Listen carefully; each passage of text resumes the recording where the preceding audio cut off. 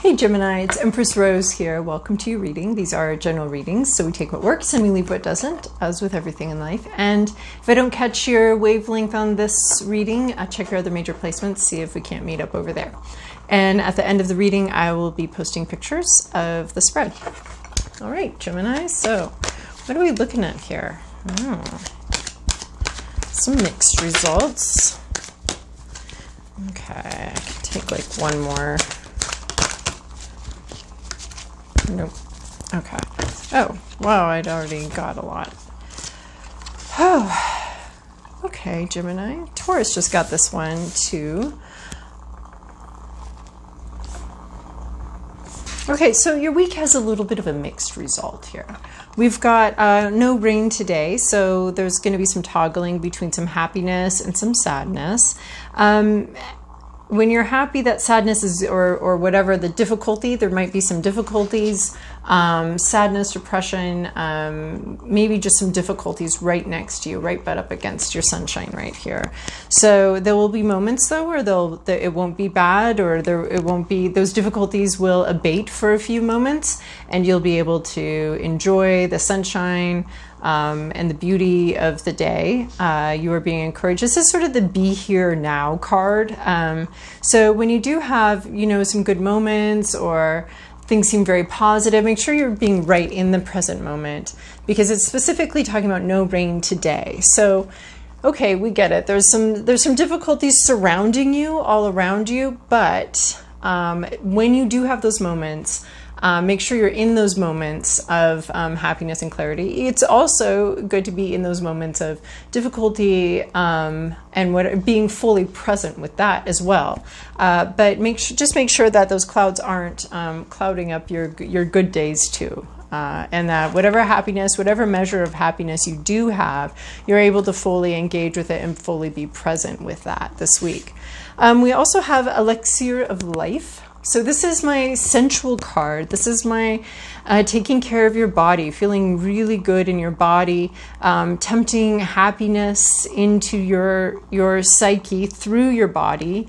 So not necessarily like binging your favorite chocolates, but definitely like eating delicious and healthy food that you like, that both nurtures the body and nurtures the pleasure soul. I think of food as like, there's like nutrition for your body, and then there's like pleasure, and then there's a lot of food that just has both of those things right in there, and then some food are just pure pleasure, and others are just very nutritious cardboard.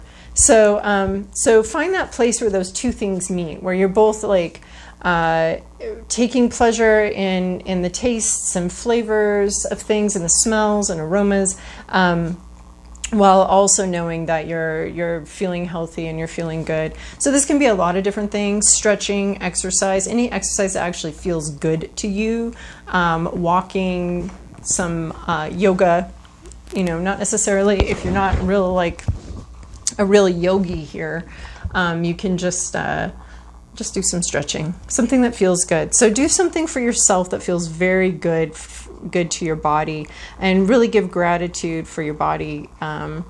It goes through a lot. We're here, we go through a lot physically, and this is just paying attention to your body and to the physicality, and being grateful for the body that you have, for whatever measure of abilities it does have, for whatever measure of strength you do have, and whatever measure of health your body has. We're grateful for that, and just loving on our bodies a little bit right now. Creating, I see here, you creating your own happiness. There might be some difficulties around you, surrounding you, but you're to focus on creating some happiness inside, some physical sensations of happiness, and being really present with those happiness. These two cards together are a lot to me about creating your own happiness no matter what's going around on the outside. And this card also can have that meaning. This is the House of Flowers. So we have this like rigid, almost isolated existence here, and we're popping out here. There's something very exciting that's being expressed, or coming out of this almost prison-like like building, there's something really beautiful. This is my Jane Eyre card, this quiet exterior with this super rich interior, and you're really enjoying that interior and loving that interior, what's coming out. It's almost, your joy may be, your joy is going to be coming. See, again, it's sort of sandwich. We kind of have a joy sandwich here. We have some shit, and then we've got some joy right here. So we've got some really bland, dry, day-old bagel right here, and then we've got like some jalapeno cream cheese coming out here with some really good pimentos in it and all sorts of deliciousness coming in the middle. So with this no rain today, it seems like the time ahead's going to be a little bit mixed. There's going to be some drudgery, some difficulties, some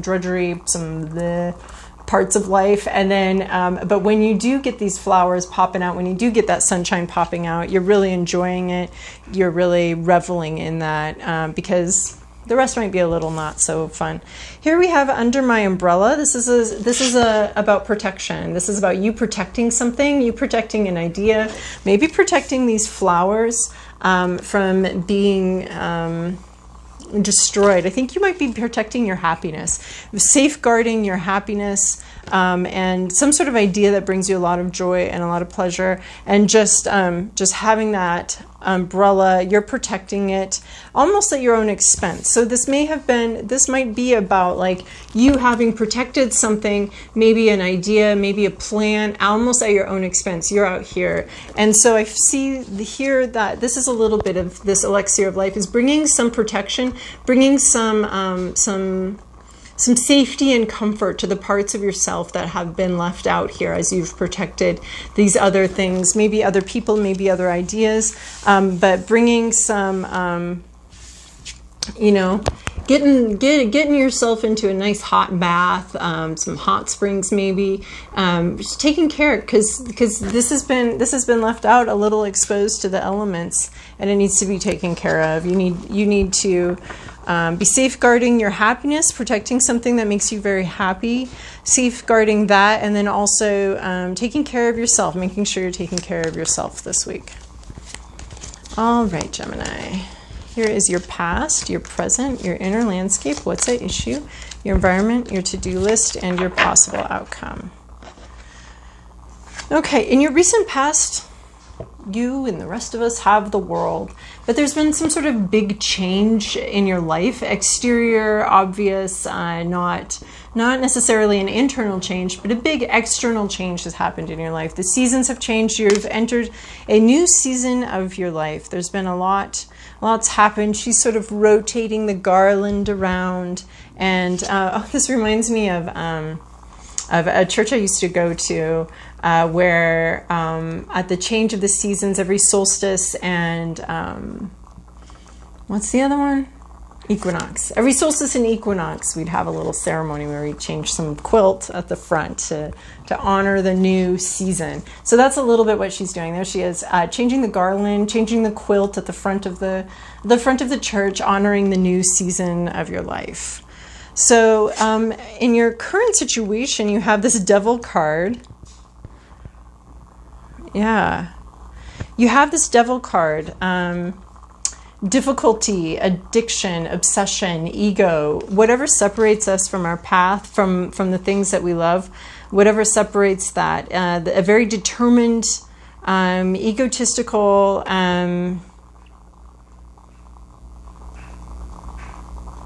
empty pursuit. The egotistical, just really strong-headed, stubborn pursuit, which harms relationships. So this energy is in your life. Either you are embodying sort of a stubborn, destructive energy, or somebody else is. This could be dealing with addictions, dealing with obsessions, anything like that disconnects us from our path, from being a clear line of intuition, and disconnects us. So some sort of source of disconnection, and the devil is about like being bedeviled, being possessed And it could be possessing, maybe some possessiveness going on here. But that's an energy that's in your card right now. It could be this sort of prison vibe here. It could be these clouds right here, and you're maybe trying to maintain your composure throughout this difficulty. What in your inner landscape, you have the Lovers card. So this could be like your hope is for lovers, is for this connection which isn't happening, this interrupted connection not happening right now. You could be hoping for that. But typically the Lovers card represents a choice, a decision that needs to be made between something.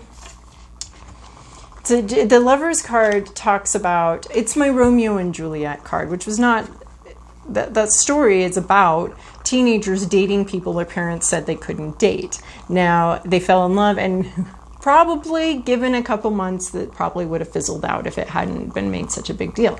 But that aside, these are people that decided to go with their heart, go with what they love, and not stick within the confines of what they were told to do. This is making a choice between your safety career and a career in something passionate that you really love. So it's a decision that needs to be made, and about following your heart versus following your head, basically, or following what you've been told you should be doing and how you've been told you need to respond to a situation, or what you need to pursue, and making, it's a fork in the road, basically. The Lovers is a fork in the road. Are you going to go with what you love, or are you going to go with what you're supposed to do?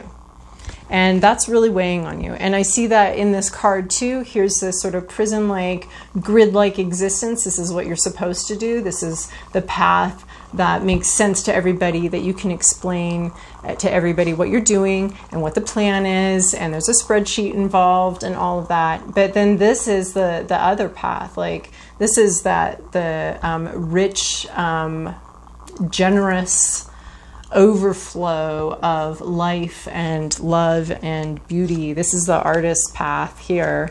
But for some people, I don't mean that, not everybody wants to be an artist, right? For somebody grew up in a house full of artists, and that's their grid, and this is their accounting degree.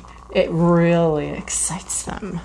But how are they going to explain that to their family full of artists? And like, oh my gosh, they grew up in the circus, and how are they going to explain that they want to be a lawyer? They want to be a lawyer. That's what calls to them. It feels good to them. So I'm not just talking about the artist. I'm talking, that's the typical path, the typical idea.